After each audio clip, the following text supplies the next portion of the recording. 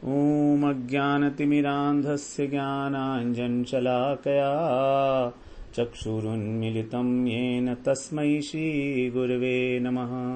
वाञ्छाकल्पतरुभ्यश्च कृपा सिन्धुभ्येव च पतितानां पावनेभ्यो वैष्णवेभ्यो नमो नमः।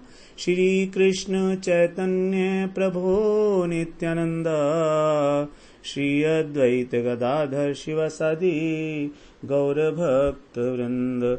हरे कृष्णा कृष्णा कृष्ण हरे हरे, हरे राम राम राम हरे हरे। हरे कृष्णा। सर्वप्रथम मैं अपने गुरुपाद पद ओम विष्णुपाद अष्टोत्तर शत श्री श्रीमद् भक्ति वेदांत माधव गोस्वामी महाराज के चरण कमलों में अनंत कोटि दंडवत प्रणाम ज्ञापन करता हूँ। हम लोग श्रीमद् भागवत पुराण में 29वें अध्याय में 10वें स्कंध में प्रणय गीत का श्रवण कर रहे हैं। तो गोपियों के द्वारा जो गाया गया है तो उसमें हम लोग उसका पहला श्लोक अर्थात 29वें अध्याय का 31वां श्लोक हम लोग श्रवण कराए हैं, जिसमें गोपियों ने भगवान से कहा कि आप अत्यंत निष्ठुर वचन हमें बोल रहे हैं, ये आपके लिए योग्य नहीं है, क्योंकि हम सब कुछ अपने पति पुत्र इत्यादि को छोड़कर आपकी शरण में आई हैं, आपके चरण कमलों में हमने शरण ली है। तो जिस प्रकार से जो नारायण हैं वो अपने भक्तों को स्वीकार करते हैं, उसी प्रकार से आप अभी आग्रह मत करो, हठ मत करो और हमें स्वीकार करो।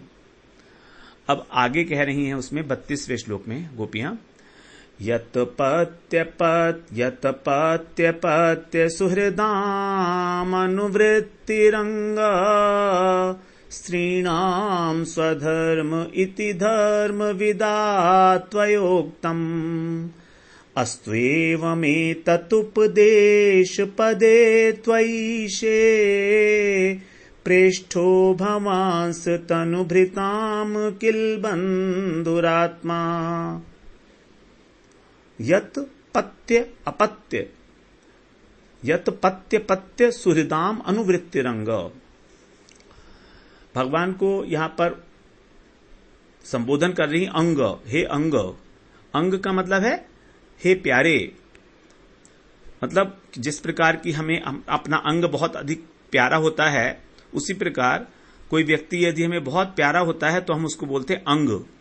अंग के समान आप हमें प्यारे हो। तो कह रही हैं हे प्यारे श्याम सुंदर, आप कौन हो? सारे धर्मों को जानने वाले हो। धर्मविदाम माने धर्मविद, धर्मविदाम नहीं धर्मविदा।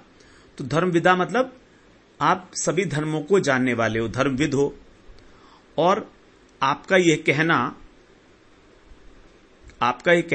एवं एतत्, आपका यह कहना क्या कि यत पत्य अपत्य,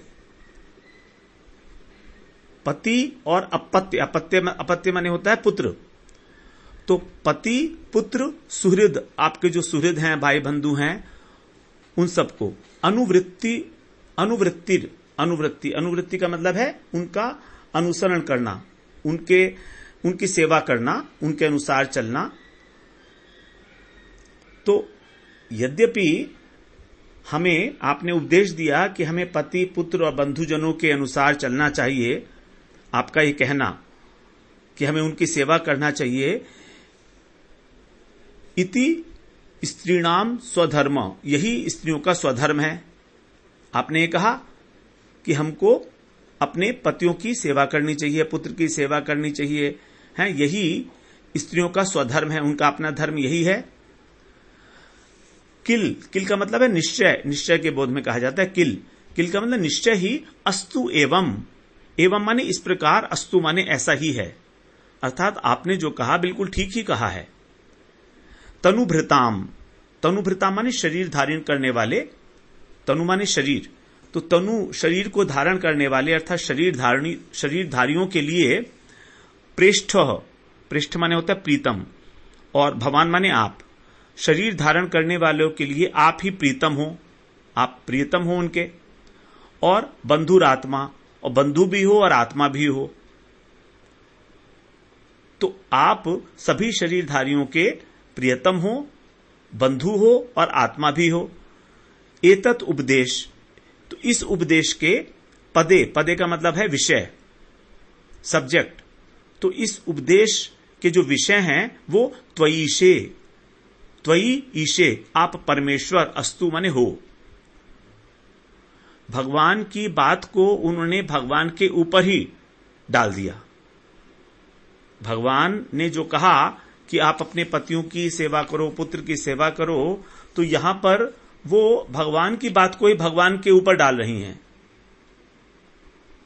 क्योंकि पहले भगवान ने उपदेश दिया था कि आप पतिव्रता हो तो इसलिए अपने पतियों की सेवा करो, जाकर बंधुओं की सेवा करो। तो यहां पर धर्मवेत्ता कहकर भगवान का उपहास कर रही हैं वो, धर्मविदा। धर्मविदा माने धर्म को जानने वाले हो आप, तो उपहास कर रही हैं भगवान का कि आप तो बहुत बड़े उपदेशक हो।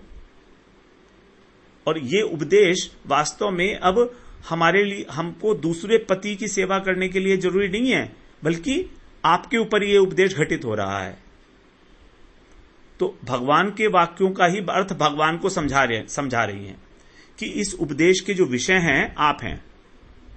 भगवान ने उनसे कहा कि आप अपने पतियों की, पुत्र की, बंधुओं की सेवा करो। तो मतलब उस उपदेश का विषय भगवान कह रहे हैं कि आपके पति और पुत्र होने चाहिए। जो भक्त होता है वो भगवान की सेवा करता है, तो भगवान को उस भजन का, उस प्रेम का विषय कहा जाता है। तो भगवान विषय हैं।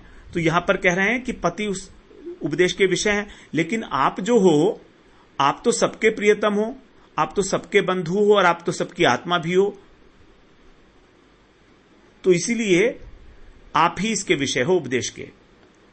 मतलब आप ही हमारे पति हो, आप ही हमारे बंधु हो, आप ही हमारे सब कुछ हो। जो एक श्लोक है वो, त्वमेव माताश्च पिता त्वमेव, त्वमेव बंधुश्च सखा त्वमेव, त्वमेव विद्याय द्रविणं त्वमेव, त्वमेव सर्वं मम देव देव। तो ये आपका कहना बिल्कुल ठीक ही है, इसके विषय आप ही हो। और आप हमको ये उपदेश दे रहे हो, आप तो भगवान हो, साक्षात परमेश्वर हो, परमात्मा हो, आत्मा हो, इसीलिए ये उपदेश आपके ऊपर ही घटित होगा। तनुभृताम, तनुभृताम का मतलब शरीरधारी। प्रत्येक व्यक्ति जो शरीरधारी की है, सभी प्राणियों के शरीर हैं, तो शरीर के अंदर एक आत्मा है, तो उस आत्मा का आत्मा कौन है? परमात्मा है। तो परमात्मा ही भगवान है। जैसे कहा गया है कि हमारी जो आत्मा है, हमको सबसे अधिक प्रिय कौन होता है? अपना शरीर होता है या अपनी आत्मा होती है? हमें सबसे अधिक प्रिय अपने बंधु बांधव भी नहीं होते हैं। हमें अपने बंधु बांधवों से अधिक प्रिय होता है हमारा अपना शरीर। अगर कोई हमारी बंधु बांधव, हमारे पुत्र या कोई भी व्यक्ति हमारी अगर सेवा नहीं करता है तो हम उससे प्रेम नहीं करते हैं। तो इसका मतलब है कि हमें अपनी शरीर से प्रीति है। अब शरीर का जो आश्रय है, देह का जो आश्रय है, वो है आत्मा। देह का क्या है? आश्रय आत्मा।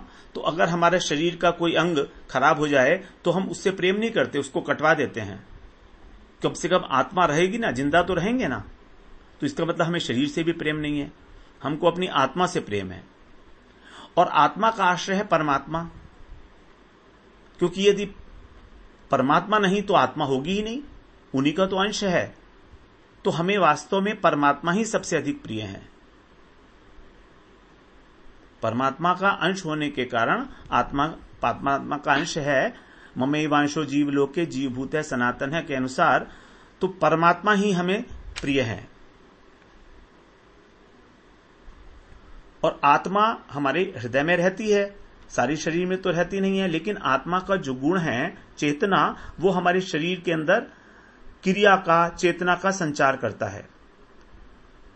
तो हमारे जो जैसे बाल हैं, हमारे नाखून हैं, ये बिल्कुल चेतन नहीं है, लेकिन फिर भी बढ़ते हैं। तो जब तक ये शरीर से अटैच्ड हैं तब तक ये बढ़ते हैं। हम काट देते हैं ना इनको, जब आगे बढ़ते हैं, हमारे बाल भी काट देते हैं, हम केश भी काट देते हैं। तो जब तक शरीर से अटैच्ड हैं तब तक उनको नहीं काटते, उखाड़ के नहीं फेंकते, बल्कि जो आगे चले जाते हैं, शरीर से निकल जाते हैं बाहर, उसको हम काटते हैं। जब तक लगे हैं तब तक चेतन है, क्योंकि सारा शरीर जो है आत्मा के कारण चेतन है।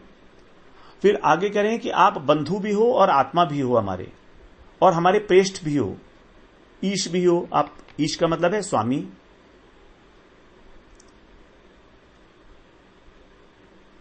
और आप सबसे प्रेम करते हो, आप सबके सुहृद भी हो। आपने कहा था ईश्वर है वो सुहृदम सर्वभूतानाम ज्ञात्वा माम शांति मिरिच्छति, कि मैं सबका सुहृद हूं। तो यहां पर आप जो हमें धर्म का उपदेश दे रहे हो उपदेशक के रूप में, वो आपकी बात बिल्कुल ठीक है। वर्णाश्रम धर्म का पालन करना हमारा धर्म, हमारा कर्तव्य है, क्योंकि स्त्रियों का कर्तव्य है कि भाई पति की, पुत्र की, घर वालों की, सबकी सेवा करें। लेकिन वर्णाश्रम धर्म का पालन क्यों किया जाता है? वो इसलिए किया जाता है कि भगवान संतुष्ट होंगे। तो वास्तव में जो वास्तविक धर्म है हमारा, वो है भगवत सेवा। और इसके अतिरिक्त जो भी धर्म है वो नैमित्तिक धर्म है। तो नित्य धर्म जो है जीव का, जीव मात्र का जो नित्य धर्म है वो भगवान की सेवा है। और उसके अतिरिक्त इस शरीर से संबंधी जो भी धर्म है वो सब नैमित्तिक धर्म कहे जाते हैं। वर्णाश्रम धर्म का जो उद्देश्य है वो भक्ति नहीं है। वर्णाश्रम धर्म के पालन से भगवत प्राप्ति नहीं होती, ना ही भगवत सेवा मिलती है, बल्कि वर्णाश्रम धर्म के कारण हमारे मन की जो उच्छृंखल प्रवृत्ति है वो बंध जाती है। उस श्रृंखला में बांध देते हैं उसको। एक वैदिक कर्मों को करके, जो भी हमारे शास्त्रों के उपदेश हैं उसका पालन करके हम लोग सदाचार में प्रवृत्त हो जाते हैं। तो वर्णाश्रम धर्म यद्यपि नींव कहा गया है भक्ति की, नींव पर घर खड़ा होता है, लेकिन नींव घर नहीं है। नींव घर का पार्ट नहीं है। जब हम हाइट नापते हैं किसी घर की, तो नींव की हाइट तो ना नापते हैं। तो वर्णाश्रम धर्म केवल मात्र एक नींव है धर्म की। तो वास्तव में जो धर्म शास्त्र है उसका उद्देश्य क्या है? ईश्वर की सेवा, भगवत सेवा।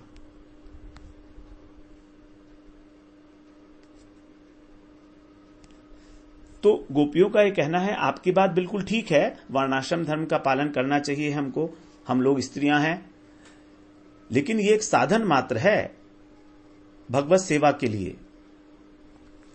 ये अपने आप में कंप्लीट नहीं है। अब जब आप स्वयं ही हमारे सामने आ गए हैं, तो फिर हम उन पति और पति की और पुत्र की सेवा क्यों करेंगे? क्योंकि आप ही तो सबसे प्रिय हैं, सर्वाधिक प्रिय। आप बंधु हैं, आप प्रेष्ठ हैं। कितने सारे भगवान को देखिए उन्होंने विशेषण दिए हैं। सबसे पहले प्रेष्ठ कहा, फिर त्वईशे, ईशे का मतलब आप ईश हैं। ईश का मतलब होता है नियामक, कंट्रोलर, ईश्वर। फिर बंधु भी कहा उनको और आत्मा भी कहा। 4 विशेषण भगवान के लिए दिए गए हैं।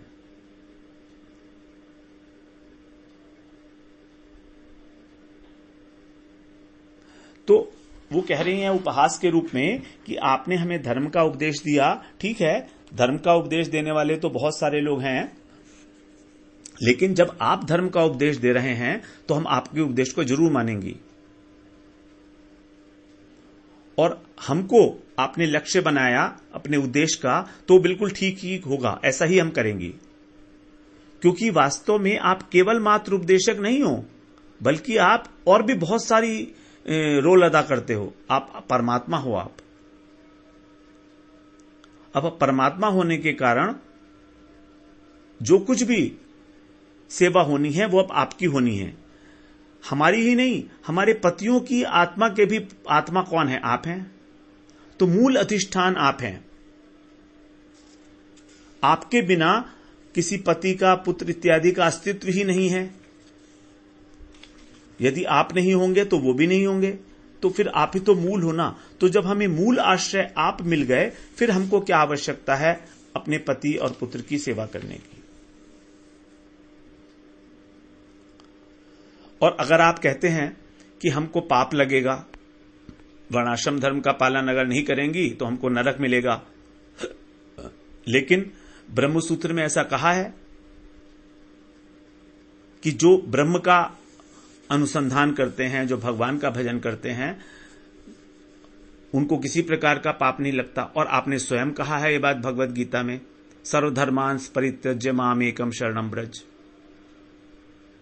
अहम त्वाम सर्व पापेभ्यो मोक्षयिष्यामि मा शुचः।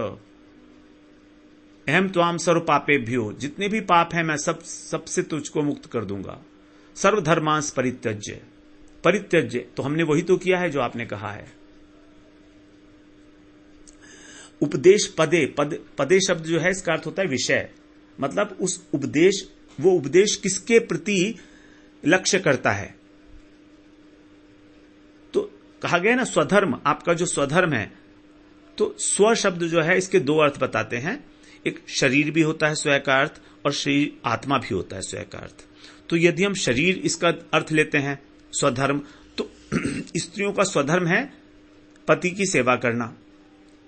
लेकिन यदि हम स्व का अर्थ आत्मा लेते हैं तो आत्मा का धर्म तो पति की सेवा करना नहीं है, आत्मा का धर्म तो भगवान की सेवा करना है। इसलिए आप ही, हमारे ही नहीं, हमारे पतियों की भी आत्मा के आत्मा आप ही हो।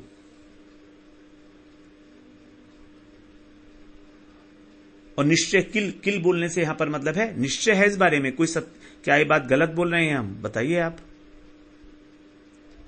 आप परमात्मा हो, क्या इस बात में कोई गलत है?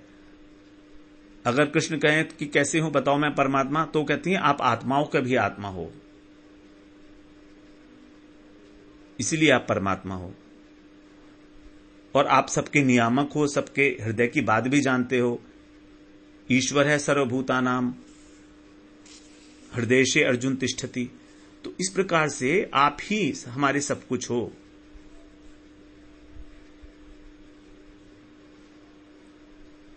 इसलिए गोपियां कह रही हैं कि हम आपके उपदेश को सबसे पहले आपके ऊपर ही क्रियान्वित करेंगी, क्योंकि हमें तो आपके उपदेश के अनुसार सबसे अधिक पूजनीय वस्तु आप में ही दिखती है, आप ही इसके योग्य हो।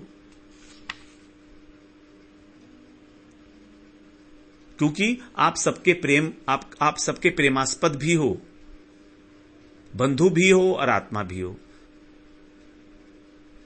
इसलिए यदि हम अपने पति को और पुत्र को छोड़कर आपके पास आई तो इसमें हमारा कोई दोष नहीं है। अब ये सारा दोष आपका है। और फिर तुम हमसे उल्टी बात कह रहे हो कि जाकर पति और पुत्र की सेवा करो। अब यदि हम अपने प्रियतम की, अपने परम प्रियतम की और अपनी आत्मा की सेवा ना करें, परमात्मा की सेवा ना करें, तो क्या वो जो हाड़ मांस के बने हुए पति और पुत्र हैं उनकी सेवा करें? किसी भी प्रकार से गोपियां घर पर वापस नहीं जाना है उनको, और भगवान की इन बातों का ही जो है उत्तर दे रही हैं। वो हर एक प्रकार से सिद्ध कर रही हैं कि हमारा घर पर जाना बिल्कुल ठीक नहीं है।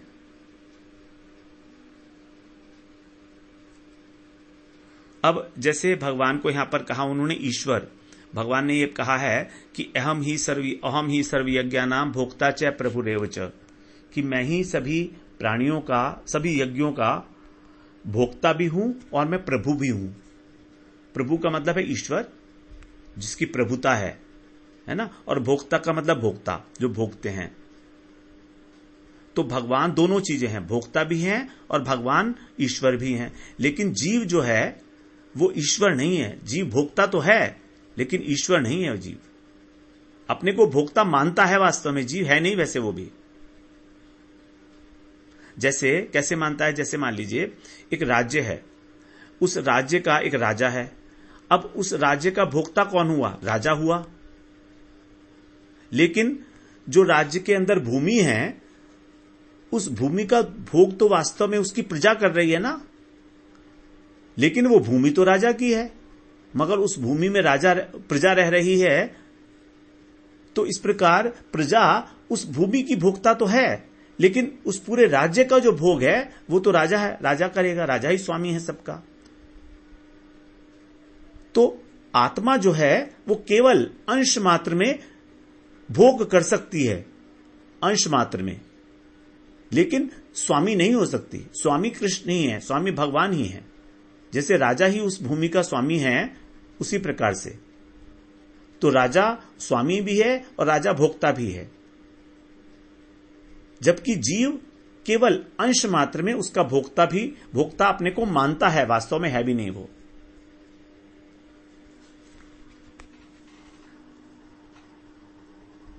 तो जब हमको राजा के दर्शन हो गए, परमात्मा के दर्शन हो गए, तो फिर जो उनके प्रतिनिधि के रूप में पति और पुत्र घर में विराजमान हैं, उनकी सेवा करने का क्या औचित्य है?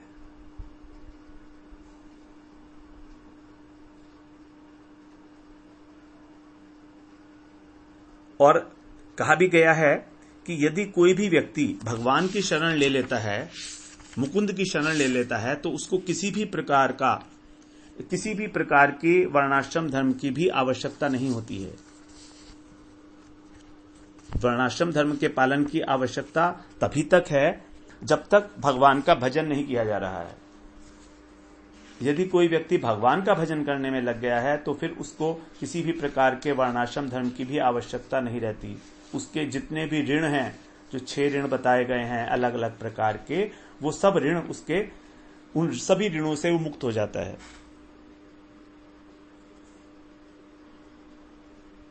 श्रीमद् भागवत पुराण में बताया है 11वें स्कंध में 3रे अध्याय में 41वां श्लोक, देव ऋषि भूताप्त नृणाम पितृणाम न किंकरो नायमृणी च राजन सर्वात्मना यः शरणं शरण्यं गतो मुकुंदम परिहर्त्य कर्तम। गतो मुकुंदम परिहर्त्य कर्तम,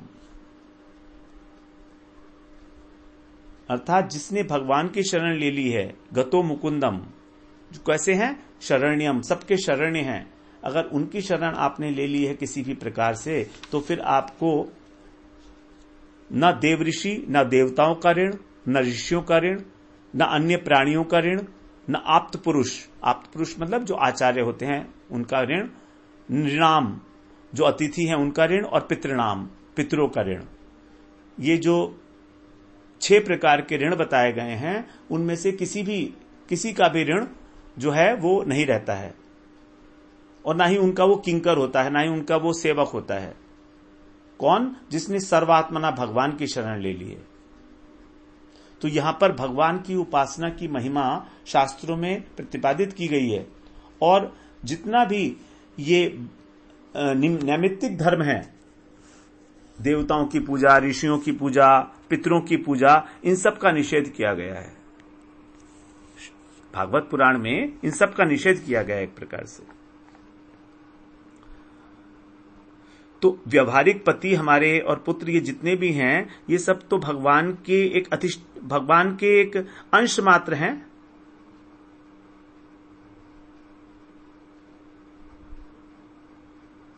इसलिए जब वास्तव में भगवान मिल जाएंगे, तो फिर इनकी सेवा की क्या आवश्यकता रह जाती है। अब यहां पर भी इस श्लोक में भी गोपियों के अंदर ऐश्वर्य भाव प्रकट हुआ है, क्योंकि भगवान के अंदर, वो कृष्ण के अंदर वो अब ऐश्वर्य देख रही हैं, क्योंकि वो आत्मा है, परमात्मा है, ये देख रही है ना साथ में। तो यहां पर विरह के अंदर भी प्रेमी व्यक्ति के अंदर जो ऐश्वर्य भाव प्रकाशित हो जाता है, उसी के विषय में यहां बताया गया है। और फिर कह रहे हैं कि शास्त्र उपदेश पदे का मतलब होता है विषय। तो उपदेश का मतलब जो शास्त्रों में और गुरुओं ने हमको जो बताया है, वो यही बताया है कि भगवान के चरणों का भजन करो।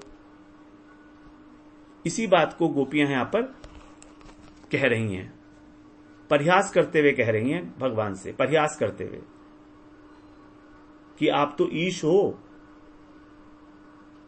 आप ईश हो, आप कुछ भी कर सकते हो, सर्वसमर्थ हो आप, लेकिन हमें अपना धर्म, स्वधर्म, हम इस शरीर के धर्म को स्वधर्म नहीं मानती, हम अपनी आत्मा के धर्म को ही स्वधर्म मानती हैं, और वही हमारा वास्तविक धर्म है। और आप कहते हो, हम कह रही हैं कि आप सबके हृदय हो, सबके हृदय में रहते हो। आपने खुद भी कहा है साधुभिर ग्रस्त हृदयो साधु नाम हृदयम तो हम, भक्त ही भक्त जन प्रिय। साधु लोग मेरा हृदय हैं और मैं साधुओं का हृदय हूं। आपने ये बात कही है दुर्वासा जी से, तो उसी बात को गोपियां याद दिला रही हैं उनको, किस प्रकार से आपने कहा है साधवो हृदयम मह्यम साधु नाम हृदयम तो हम, मत अन्यते न जानंती न हम तेभ्यो मना कपि, कि साधु ही मेरा हृदय है।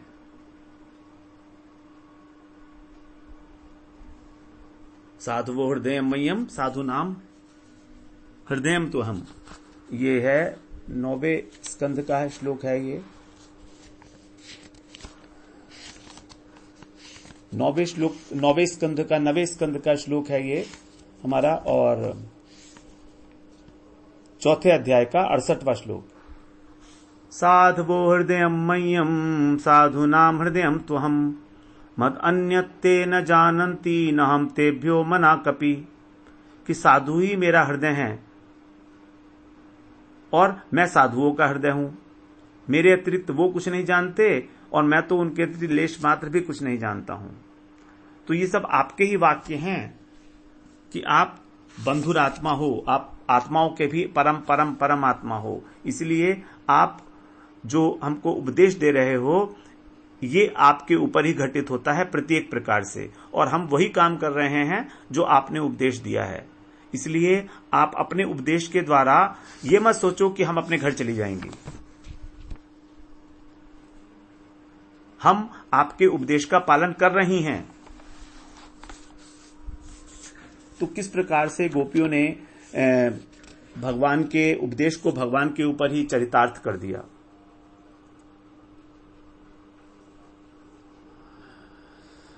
तो यदि कोई कहे कि गोपियों में इस प्रकार का प्रेम कैसे आ गया, ऐश्वर्य भाव कैसे आ गया भगवान के प्रति, वो तो परम प्रेमवती हैं, तो विरह के अंदर ऐसा हो जाता है। विरह के अंदर इस प्रकार की चीजें देखी जाती हैं कि ऐश्वर्य भाव प्रकाशित हो जाता है। तो हम लोग फिर इस बारे में थोड़ी सी चर्चा और आगे करेंगे।